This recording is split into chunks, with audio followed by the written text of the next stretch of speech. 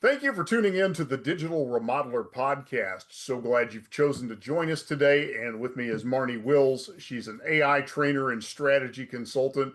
Marnie, thanks for joining us today. Oh, such a pleasure. Thanks for having me, Carl. Absolutely. So let's dive in. You've got just an amazing story. I did a little research, a little background on you, and give us a quick snapshot of how you go from being a PE teacher and a tough rugby coach to becoming an AI strategist and business consultant. Okay, long story short, COVID hit. Um, I was in business before that for roughly about 7 years. And then COVID hit and I had to move online. And so I learned all things online business. And I had two businesses at the time. One was a health and fitness business, and the other was an early years physical education business. And I hired a copywriter to help me try and sell franchises. The copywriter was amazing, but she didn't really produce what I needed her to produce. And I think the half the issue was I didn't really know who I wanted to buy my franchise. And I discovered a tool called Jasper AI, which is a copywriting tool, and it literally changed my world. I felt superhuman. I felt like I was the best writer in the world. I felt like I could attract anybody and everybody. And it was a complete game changer for my mindset around just being an entrepreneur. I felt like I was almost struggling up until that point, and it gave me so much confidence. Fast forward, ChatGPT came out, became obsessed. I'm a little bit of a multitasker, even though science says it's not a good thing. I absolutely love it. And I think being able to use ChatGPT all the time to do 101 things as an entrepreneur really did shift gears for me in both businesses. And fast forward to uh, just over a year ago, I had exited my health and fitness business, and then I had changed my business model for my early years sports business from franchising to business partnerships. And by that time, I feel like I'd already done 10,000 hours of using any AI tool that I could get my hand on by that point. So I started teaching workshops and courses and other business owners how to create strategic workflows using AI. So Now, there you go. that's excellent. And I want to say I'm grateful that you've chosen to be here today because ChatGPT 5, arrived today. So you really, there's a lot of things you could be doing today. So thank you for being with me. Well, I must say, although it is my job, I do sometimes feel like I'm behind. It can be really overwhelming. I've just finished doing a little training on study mode, which came out 2 weeks ago. And Gemini has a new learning model as well. So I haven't yet touched ChatGPT 5. I don't think I've got access to it. I'm in the UK. I'm a little bit of a slow adopter here. But again, I'm still trying to get my head around the AI agent in ChatGPT. So, although I think that I am about ahead of the curve, I still, play catch up a lot. Excellent. So you often talk about AI as amplified intelligence rather than artificial. Why is that mindset shift so critical, especially for a business owner? Yeah. I think there's two main reasons. First of all, there's a lot of scarcity mindset around AI taking jobs. There's a lot of mindset around, AI not producing what you want it to do. Content creation example, rubbish in, rubbish out. There's a lot of negative thoughts about how to use AI, and I think that comes down to the fact that we've been given this amazing digital, tool to use as such, but we actually don't really know how to use it. We're all still learning and scraping our way through. So um, I think that the most important bit to remember is that AI is there, and it is very, very smart. As we know, it's the smartest thing. Many of the models are getting on on par with PhDs of many, many subjects. However, it's not going to replace us, and we should use it to amplify our intelligence. And the way we do that is to have this mindset of, can AI collaborate with me to do this faster, better, and more creative, and make sure that you're always asking the AI to ask you questions. You are the human, you have the domain expertise, you have the knowledge, the experience, and the perspective. And it's really, really important that you use the AI to help get that out for you. I think that's so valuable to remember. You have to be the expert. So I love the way you frame that. That it's not the replacement; it is the amplifier. So I think that's a valuable nugget for anybody listening, and appreciate you framing it that way. So now, when I speak to business owners, most are stretched thin, and so we start talking about AI, and you can kind of see them shoulders slump. They take a deep breath. They just feel like it's one more thing that they don't have time to figure out. What would you say to those business owners? I get it, totally get it. Um, but what I would say is take a moment to reframe how you view AI. Are you viewing it as an AI tool, like a tool to use, something new to learn? Or are you understanding that it is a fundamental shift in how we are going to do life and business?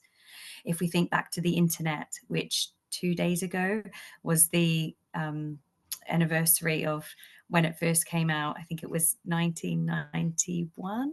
Oh, I hope I got the date right. But anyway, it changed the way we did everything, from access information, from learn, from communicate with each other. It changed everything. And then we fast forward to smartphones and social media, it changed everything. The way that we as humans use that technology.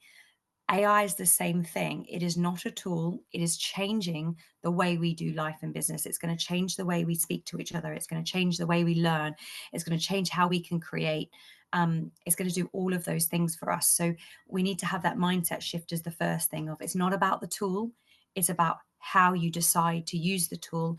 And the first thing to think of is, how can AI do this and collaborate with me to do this faster, better, and more creative? And if you can switch that mindset to always think that, um, and just start any AI model, it doesn't matter. It could be Copilot in your Microsoft, it could be Gemini in your Google Workspace, it could be ChatGPT, because we know that they've got 600 million users. Like, it could be anything. That doesn't matter. You could go to Perplexity, which is my favorite tool. Just pick one, and every time you go to do something, think, can AI do this with me, collaborate with me to do this faster, better, and more creative? And I know that it feels overwhelming at times, and maybe you feel like you're behind, or maybe there's some myths out there related to your industry. But I promise you, we are moving into AI being our sidekick, our strategic partner, it could be our therapist, it could be our personal trainer, it could be your executive assistant, it can be anything you want it to be. And if we can just switch that mindset to remember that it's our new operating system and not a tool, I think it should take a bit of pressure off the shoulders to say, actually, I feel very supported in business now that I've got artificial intelligence. Mm. Yeah, you brought up some really good points here. One of the things that I know I'm experiencing, and I'm sure you've experienced it too, there's a lot of misperception, misconception around AI. I see people who on one end of the spectrum, horribly afraid of AI. They've watched Terminator movies, and so they're just afraid that at some point it's going to take over the world and kill us all. On the Yeah, other yeah, side, you've got the people that think ChatGPT is a magic genie, that somehow they push a button and poof, everything magic happens. Can you explain to our listeners what a real starting point for using AI effectively is in a business context? And you kind of started there, but kind of expound on what you just said, whether that's, starting with Copilot or Perplexity or Google's Gemini or ChatGPT. What's really that starting point for the business owner who says, okay, I know I've got to take the plunge. I've got to do it. Where do I begin? yeah. You begin by going on a paid version. My favorite paid versions are ChatGPT and Claude. Um, I have paid versions of both of them. And on both of those models, I have set up projects.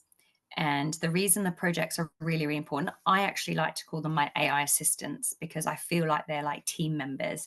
I've created them to be a team member for me.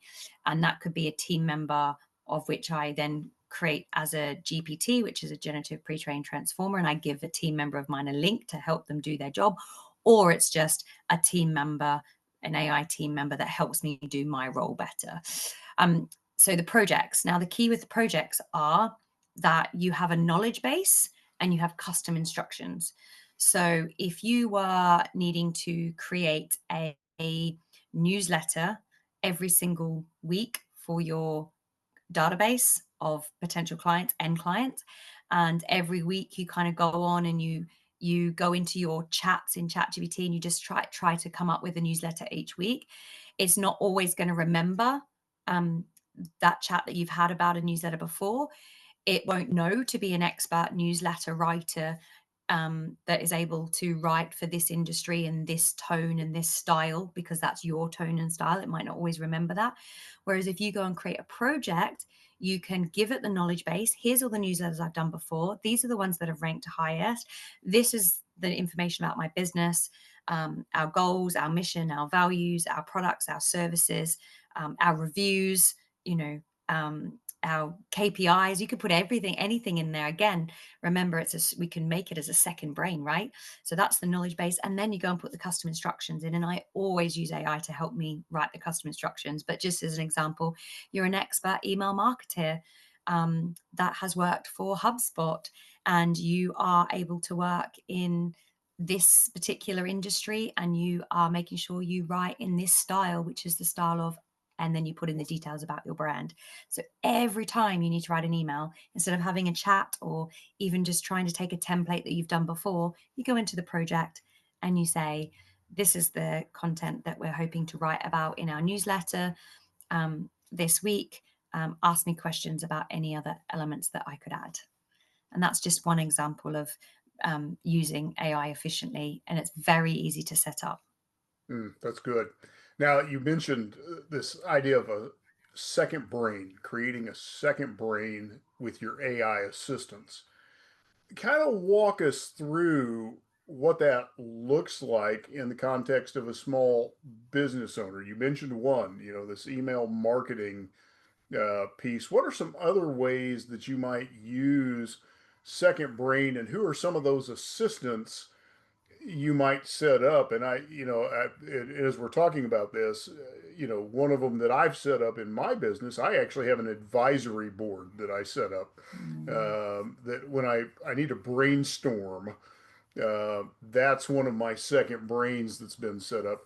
I'd like to hear some of them that you recommend people set up and that you see commonly being set up. Yeah, I love that. I'll give you an example of the ones that we've got in our business, which is my business partners who have different regions. So I guess if you're a franchise business, you could have the franchise, but you could also have, if you've got different leaders, you might have a customer service manager, you might have a logistics manager. You could have a specific project for each of your leaders in your business. And the reason that's important is you could create the knowledge base that you keep adding to it. So it could have your team's KPIs, it could have their job descriptions, it could have all your meeting notes. If you are already a small business owner, I highly recommend making sure you have a AI meeting note taker that joins all your meetings and even recording ones in person. I've used Otter.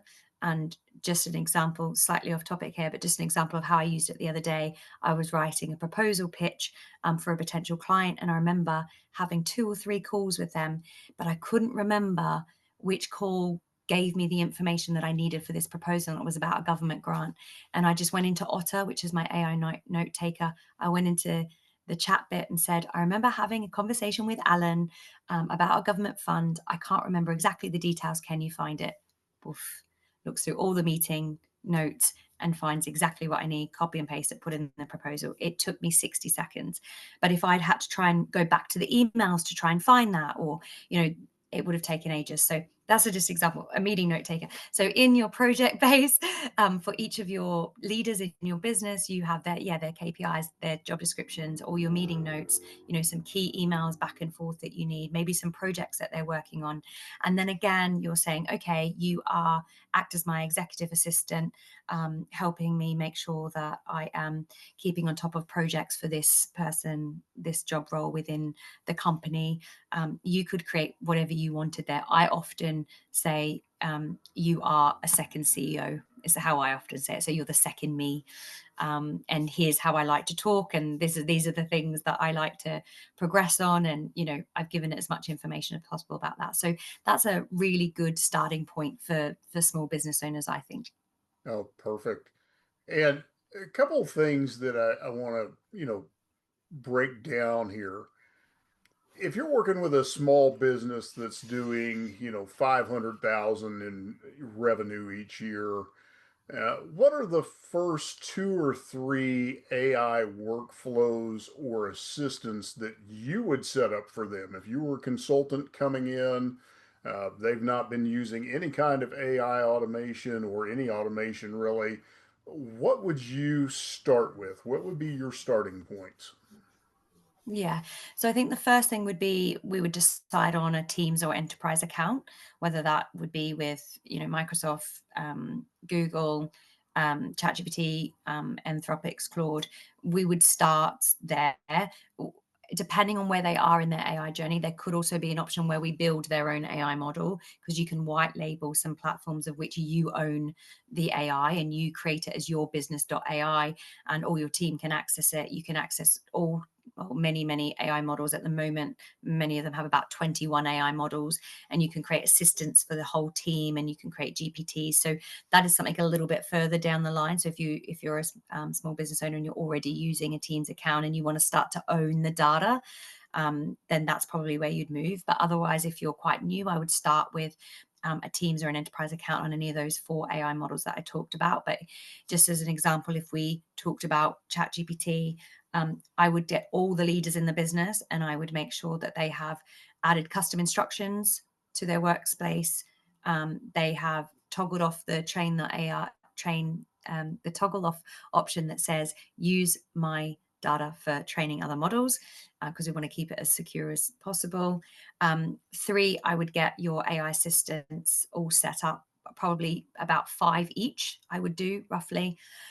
4, I would probably think about creating a GPT for the business that you could all use. It might be like a customer experience um, reply, where if you want to reply to a customer in different departments, you use this one GPT that is trained on all things for your business, almost like a business FAQ type thing. So it's easy access, easy replies.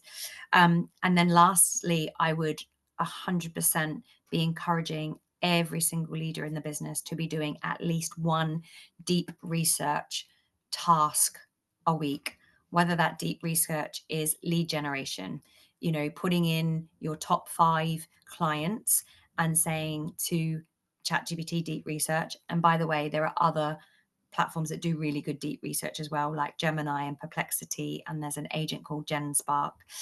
So there's a lot of them. But the idea with the idea around a deep research is that the agent goes off and it researches all of the internet and finds as much information about what you need as possible, and then brings it all together in one kind of report or whatever you ask it to do. So I would do lead generation. Here are my top 5 clients. I'm looking for another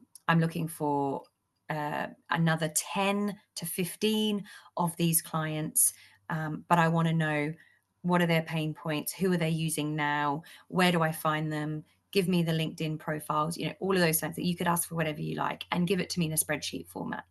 And the deep research agent will go off and do that. Another one could be competitive analysis. Here are my top 5 competitors. Who are their clients? How much are they charging? What are the industry trends? Where is the gap in the market? What's my USP compared to theirs? Let this agent go off and do it. And then another example could be just finding trends in the market. What is your industry going through? Can you find any trends of which you can talk about, or in the industry papers?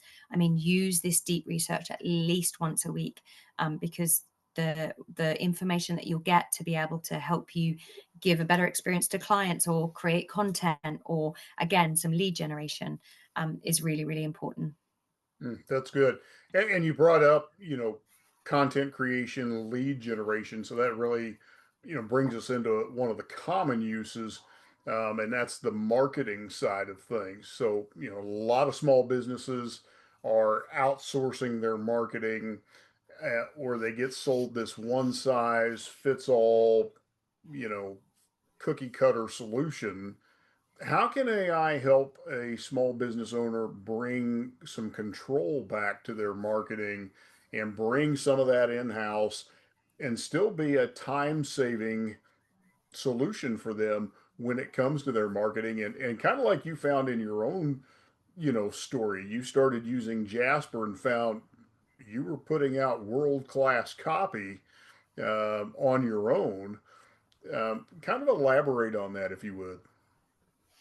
Yeah, so I think there's quite a lot of things you can actually do, but um, I think the best thing to start with is, can you repurpose some of your content that you've got already?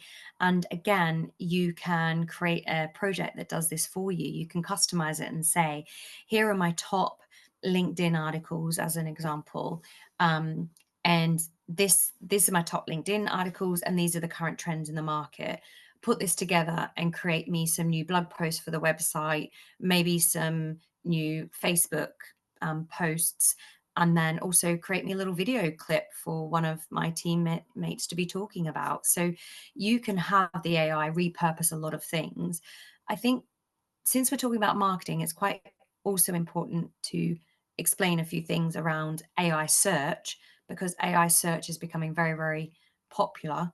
And the stat that I read this morning, and I really hope that I remember this, but it's 63% of business to business um, marketing will start in AI search over websites, as an example. So because we're moving there, we're moving to AI search, it's really, really important that the content we're putting out there is bottom of the funnel content. So content about the results you get for clients, testimonials, how you do what you do and why you do what you do, not what you do. That's kind of top of the funnel, what you do. That's easily found in Google, no worries. But we're talking AI search, where people are actually looking for the what, why, how, and the result. So it's the bottom of the funnel content that we want to get out there. And you probably have so much content out there already. It's just about refocusing it and repurposing it, and get the AI to do that for you. The other thing is about credibility. Um, Simply adding a sentence at the end of one of some of the pieces of content that you write, to say the CEO said this, or the programs manager said this, like, just adding some credibility of what's been said.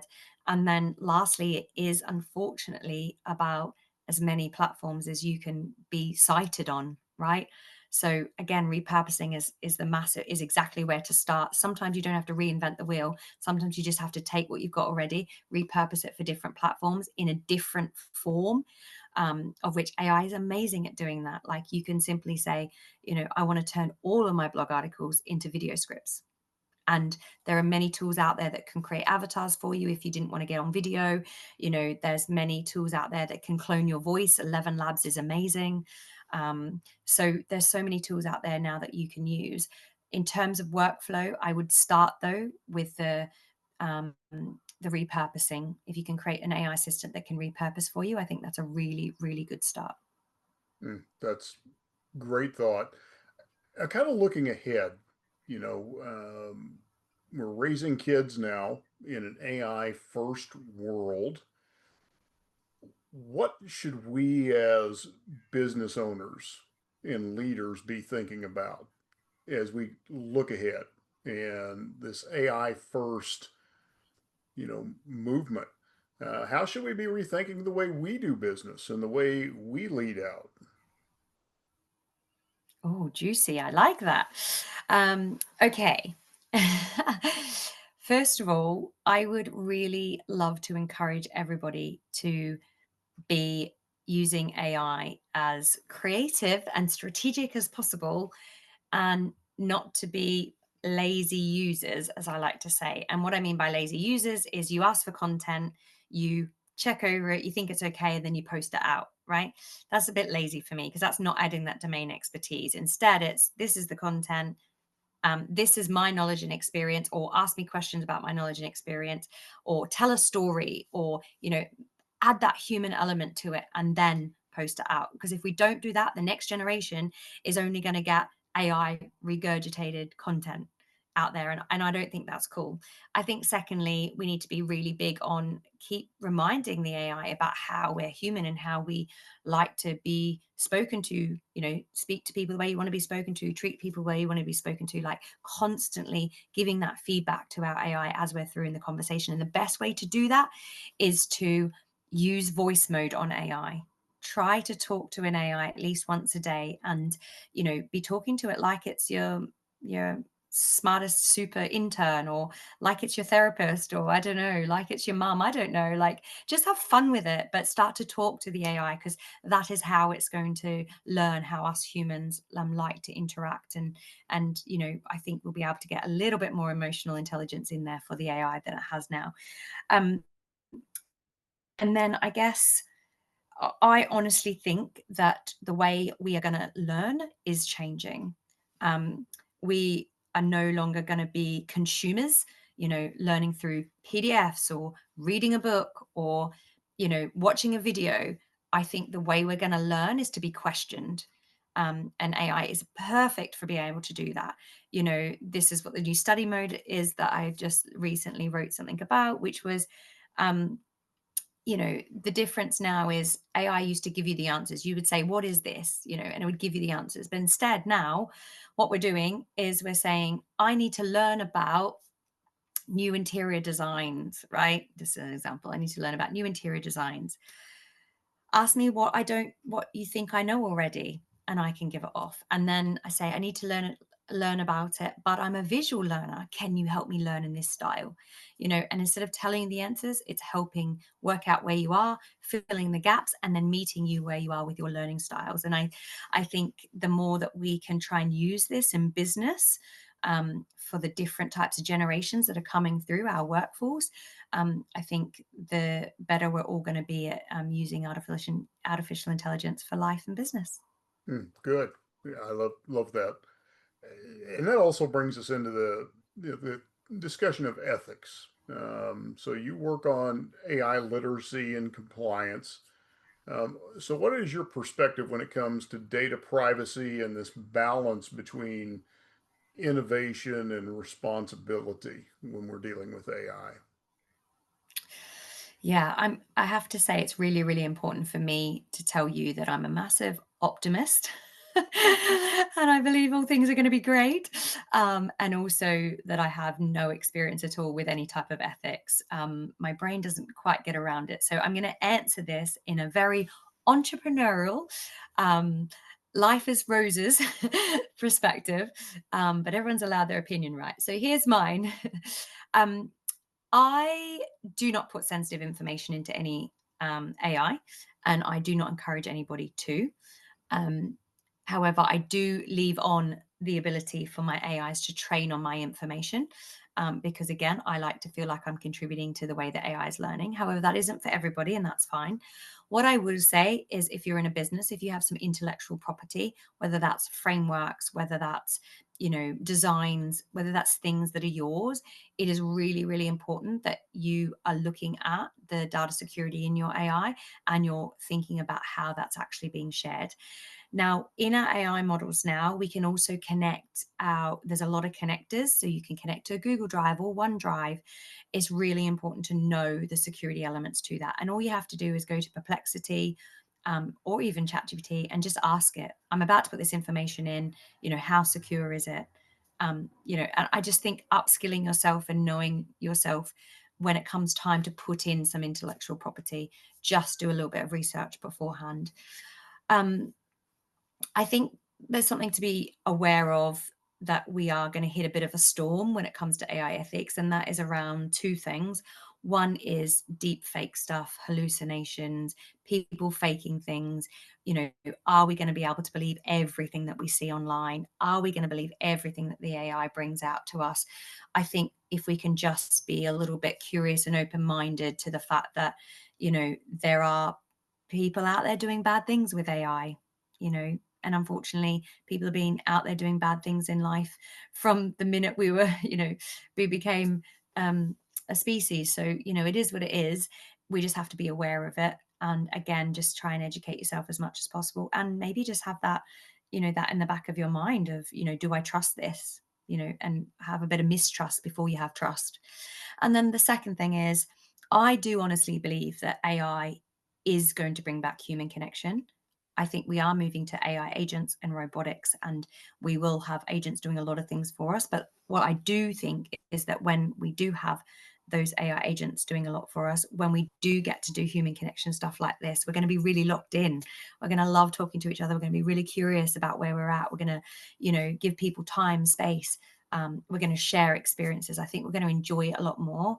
However, there will be an over reliant on using AI for things like therapist or lovers or um, you know confidence, for having somebody be your business leader, but AI is only giving you synthetic data, which is made up data from its research. It's not real raw data that you get from talking to a person. So I think it's just really, we need to be aware that we can, there will be 100%, there'll be businesses that overuse that, there'll be people that overuse that, and we just have to be aware of it, and maybe just have a little think in, especially for a small business owner, like write your AI ethicity, your AI ethics policy yourself. Don't, you don't need to copy anyone else's. Just sit down with your team and say, how do we want to use AI?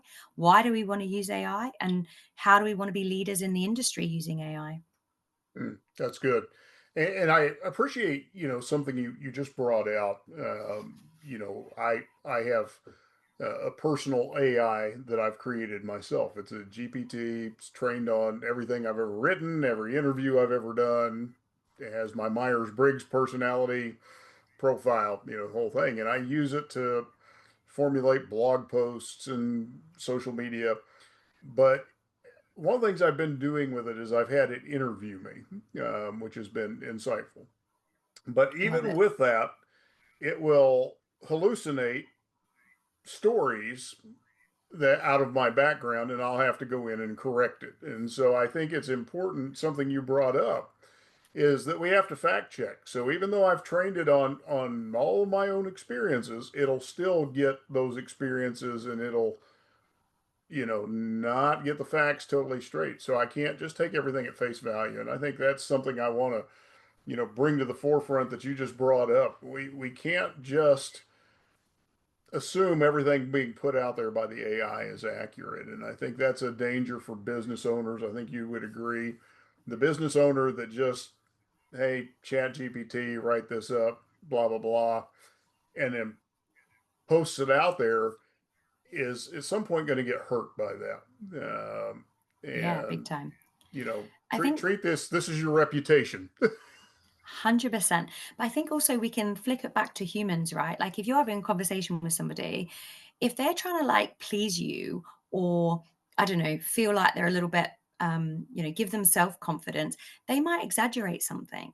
Or they might tell a little white lie without even really realizing it is, right? Because it is our human nature to be a bit pleasers, to try and push ourselves a little bit higher than we think we are, or I don't know, give ourselves some ego pat. Like it is a natural, yeah, a trait I think that humans have, and sometimes they realize they don't have it. And I think that AI is like the same. It wants to impress you. It wants to, help you be better. And sometimes it makes stuff up to do that. So you're right. It's exactly what it does. And it is our reputations as businesses and as leaders in the business. So you just have to be aware that that happens, and feel free to tell the AI that they've made it up and try not to do that again. Yeah, exactly. So let's have a little fun here. I'm going to nerd out with you for a minute. You said Perplexity is your favorite. Why is that? It is. Okay, well, I am on the paid version. So I love it because I can do deep research. I love it because it is my Google. Like I don't go to Google anymore. I go to Perplexity, and the reason I do that is because I get, really good answers. I get follow up questions if I want. I get all the sources there. It also has memory, so it knows a lot about my businesses. Often, when I'm doing research for clients, I have to say this is for a client because otherwise it's going to get really confused and give me information relevant to my businesses rather than their businesses. They've got something called spaces, so you can have a space for different. I've got a space for all different one of my clients in different areas of businesses, and then it's got something called labs. Which I just think is phenomenal. So it's an agent that can go off and create something for you. So what did I do literally just recently? It was for a HR consultant, and I said, find me all the information about this HR consultant. Here's the website, here's the LinkedIn, here's the founder's LinkedIn. I had a document that was their like brand missions, values, or whatever, and I had their top 5 clients. Um, and we put them in there, and basically I asked it to go away, do deep research on the business, the market trends, the clients that they've got, the gap in the market that they're filling, any potential lead clients. And then, because I was trying to win this client, right? So then I said, create me a landing page of which I can show this client what AI can do for its business and what I've done with it. And it created a whole landing page from this is the business and this is the market, target market, and this is what they do and this is how they do it, and these are their clients, but these are the clients they could have, and this is the gap that they could fill. And it was breathtakingly beautiful. And it was done very simply, all just on Perplexity. Now you can do that exact same thing on another agent called GenSpark. And you can do the same thing in ChatGPT, but it won't go and create the website that it created. It's just that next level, for me, and that's via labs. Just as one example. So yeah, Perplexity is my go-to. I feel I can do almost anything within Perplexity. Oh, good. You also said you use the paid version of Claude. Why do you like the paid version of Claude? Um, Mainly for the projects. So again, it's like it's where all my AI assistants are. I moved to Claude because I liked the vibes a little bit better. Like I liked its writing style. I like the way it thinks. I also love talking to Claude. It's my favorite AI to talk to, mainly because it's slightly different to ChatGPT. I feel like ChatGPT, and this is again just my opinion. I'm not sure there's any research to back this up, but I feel like it's really creative and it wants to help you think outside the box, and it wants to give you new ideas.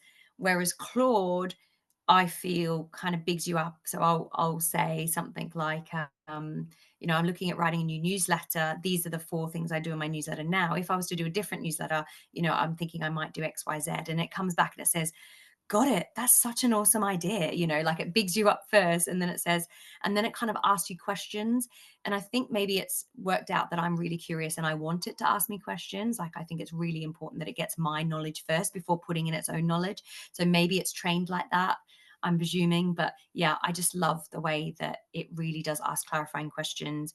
It really tries to dig into what you really want. And then it's more than happy. Like I just tell Claude all the time, like, just fix this little bit, or, just start again. I don't know. I just feel like it's more versatile. When it starts again more precision point, whereas ChatGPT will likes to go off. It just likes to be super creative, which is great for some things. But Claude is my go-to. It's my best buddy. Projects are set up.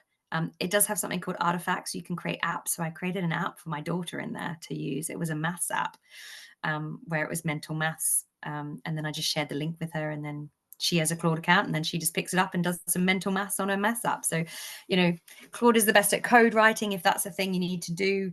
And it is, yeah, it's a really, really, really good writing model. Excellent. And so, Marnie, I love how you're combining practical systems with real vision. If you can leave our listeners with one mindset shift to make this year, what would that be? Mm. I'm going to do two because I've already mentioned one. So the Okay. one that I mentioned earlier was changing your mindset around AI being a new operating system and not a tool. So I've already discussed that. So I'll just remind everybody of that one. Um, but the mindset shift, I think, is really important. Is you are not behind it. You are definitely not behind. You do need to start, um, and you need to work out how you're going to have fun in using AI to create your second brain. Excellent. So, Marnie, where can people find you if they want to learn more about building a second brain and upskilling their team or setting up AI assistants or just really learning more about how you can be a benefit to them? Sure. So I love LinkedIn. I hang out on LinkedIn. So it's Marnie Wills on LinkedIn. I do a lot of repurposing of content, thanks to my AI assistants, on Instagram, TikTok, YouTube, and Facebook. And that is Business with AI Strategist. Excellent. Marnie, thank you for joining us today. It's been a pleasure sitting down with you and just hearing your insights and your thoughts, and been very insightful and a lot of good takeaways today. Thank you so much for having me. Absolutely. And to our listeners, thank you for tuning in to the Digital Remodeler Podcast. We look forward to having you on the next episode.